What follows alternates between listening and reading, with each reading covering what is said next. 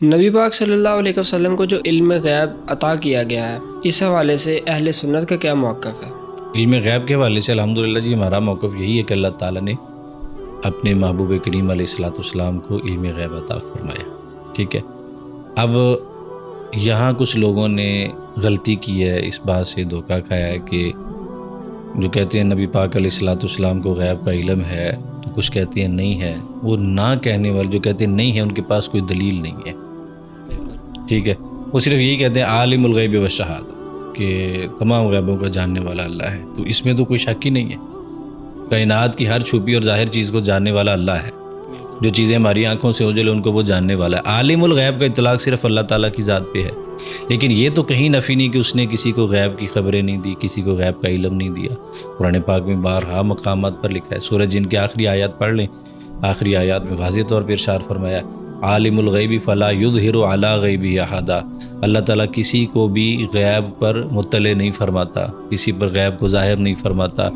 لیکن جب نفی ہوگی ٹوٹلی، پھر ہم دیکھیں گے جب کتابیں پڑھیں گے حدیث کی، جب کتابیں پڑھیں گے سیرت کی، تو ہمیں بے شمار مثالیں ملیں گی کہ نبی پاک علیہ الصلوۃ والسلام نے غیب کی خبریں دیں.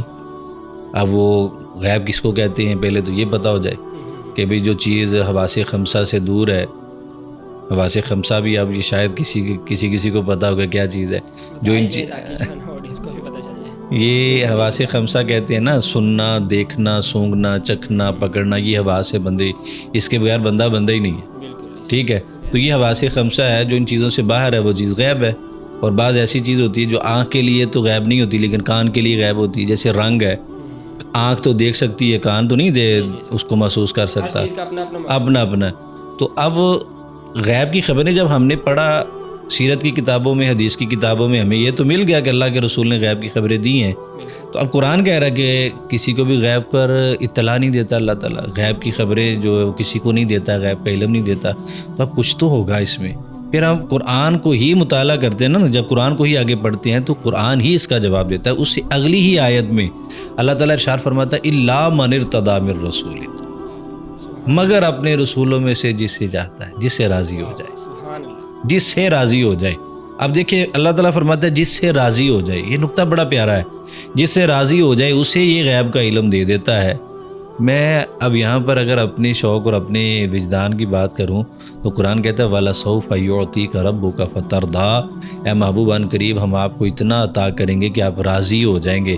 تو جس سے رب راضی ہو اسے غیب کا علم دے دیتا ہے. جس کو رب راضی کرنا چاہے سوچے اسے کتنا اللہ تعالیٰ نے غیب کا علم دیا. ہاں.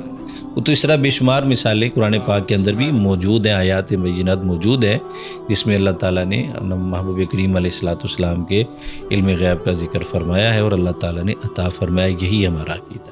الحمدللہ.